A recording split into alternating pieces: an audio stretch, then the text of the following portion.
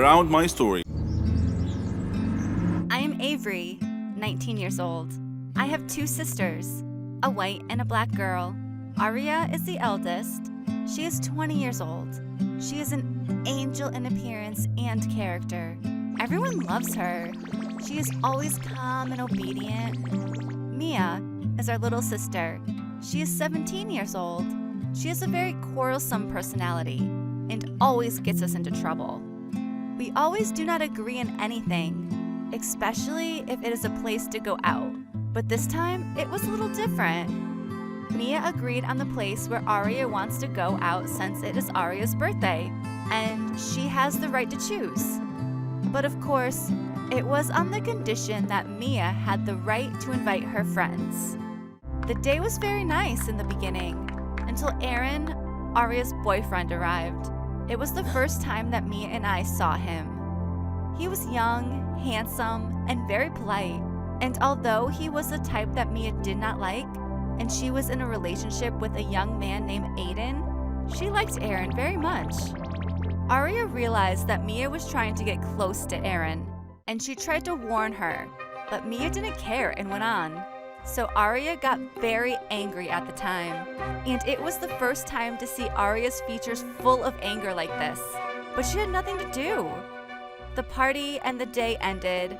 Aria decided to leave because Mia took over the place, and Aaron, in order to try to compensate Aria for this birthday, I booked a camping trip with a group of my university friends. Aria refused at first, but was convinced after a while. The strange thing is that when we arrived at the camping site, we found Mia standing with Aaron and they were laughing.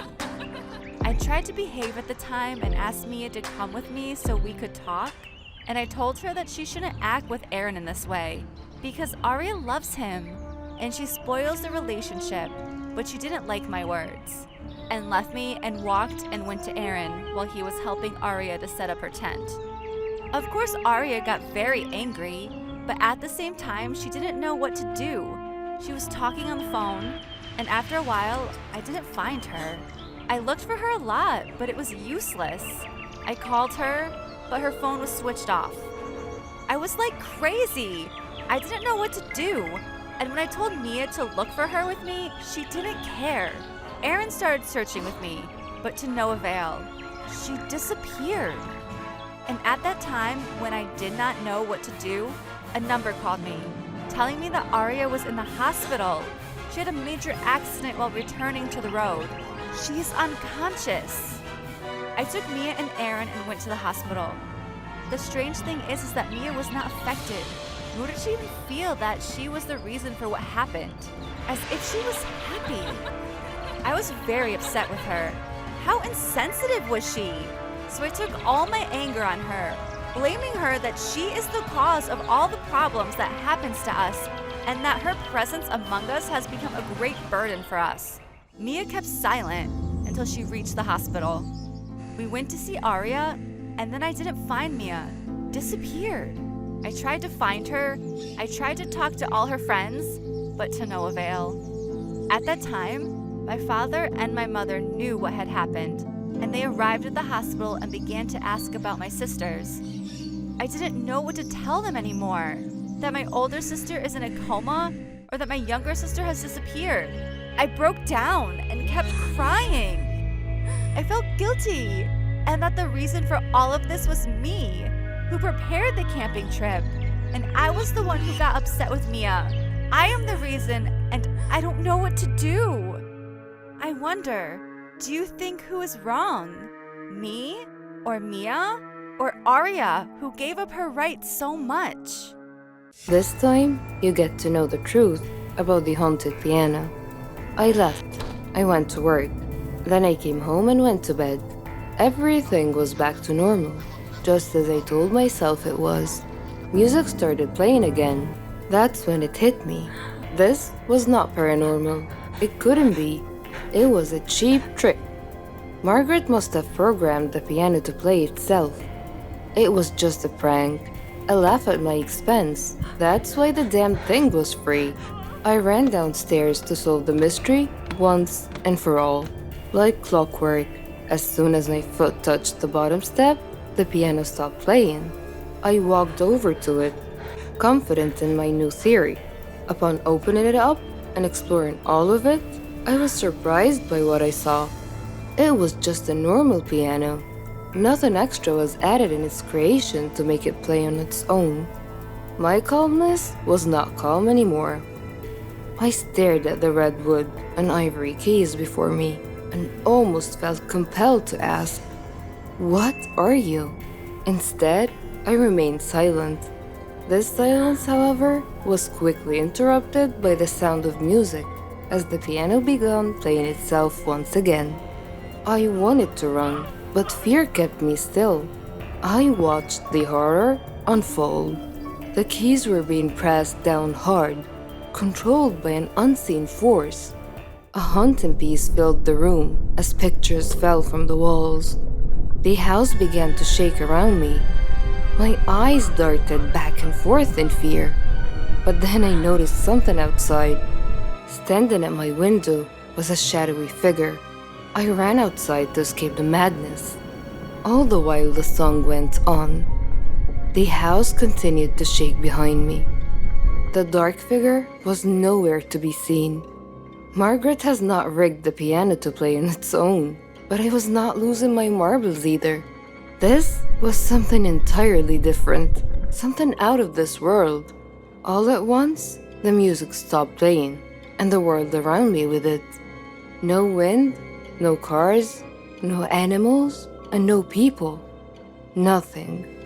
It was the middle of the night at this point, but where were the crickets, the frogs, or even the trees?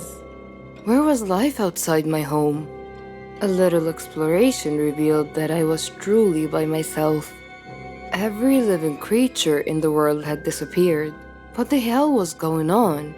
Why was this happening? I returned home, hoping for answers, but instead, I saw an unsettling sight. It was so dark, I almost didn't see it. Standing completely still next to the piano was the same silhouette from my window. My body was shaking with fear, but the figure did not react. It was frozen like the rest of the world. The shadow was wearing a dark cloak, one that covered its entire body. At its face was nothing but pure darkness. I studied the figure for a few more moments before a familiar sound filled the room. The piano song played, and in an instant, the world returned to life. I fell to the ground, but managed to escape, crawling out the front door and rushing over to my car. I got in and took off with no specific location in mind, happy to be anywhere that was not my own home. I started weighing my options. Destroying the piano came to mind, but the risk outweighed the reward. It could just as easily backfire, angering whatever spirit was hunting its keys. Seeking help wasn't really an option either. The only person who might believe me was Margaret. That was it. Margaret. Maybe she would know what to do. It was late, but I didn't care. I drove over to her place.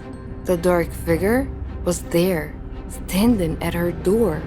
Before I could turn in the opposite direction, it grabbed me by the arm with its bony fingers.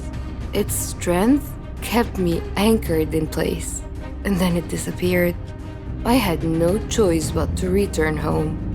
I hesitantly stepped past the piano and walked up to my bedroom, where I locked the door and fell into bed, mentally exhausted. I would not have even a moment of peace, as the song started up again the second my head hit the pillow. But I remained still, sick of the repetition. The banging on my bedroom door that followed, however, succeeded in freaking me out. I jumped out of bed and pushed my dresser to the door, and I hid under my sheet. The banging persisted, but I chose to instead focus on the song, allowing myself to properly listen to it for the first time. Surprisingly enough, it was beautiful. Dark, but beautiful. Its melody soothed me, relaxing me to the point that my eyes grew tired. I fell asleep and I had a dream. The dream world I found myself in was different. It was overwhelmingly vivid and real. Words like surreal and otherworldly just don't cut it. The awareness I had is also difficult to explain. I was completely aware of my surroundings in the sense that I could feel everything about them. I know that doesn't make much sense, but it's the only description I have to offer. The dream was in a forest. It was large, and at its center, a large red tree stood tall. Every fiber of my being knew where I was. This was the blood tree, the precursor to my piano.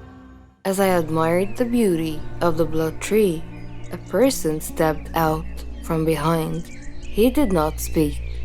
He simply pointed at the tree. This is when the piano leaked into my dream. The song played as glowing lines ran up and down the tree's bark. The man put his hand to the wood, motioning for me to do the same, and I did. It was an incredible sensation.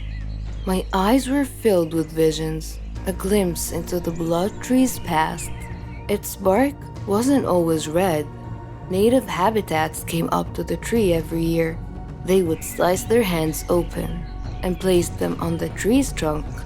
Their blood then dripped to its base, representing the lifelines of their people. It also signified becoming one with nature, feeding the tree life from within. It was the anchor that kept their community together. This is where they gathered and enjoyed life. A place free from worry, a safe place. This was also where the natives buried their dead. After that, one of the elders would play a song, the same song my piano played every night. It was their song of death. When it was all over, a final offering of blood was taken from the fallen and painted on the blood tree, granting their spirits safe passage to the afterlife. When the vision stopped, my new friend released his hand from the bark and pulled out an unusual instrument. He began playing the song of death, but then stopped. He handed it to me and motioned for me to play instead. I wasn't sure what he was up to, but felt no need to deny his wishes. With little practice, I was able to get the hang of the instrument and play the song. As I played, the blood tree began wilting, its bark changing from red to black. My friend was ecstatic. For one reason or another, this is what he wanted. It wasn't until I woke up later in bed that the pieces of the puzzle clicked into place.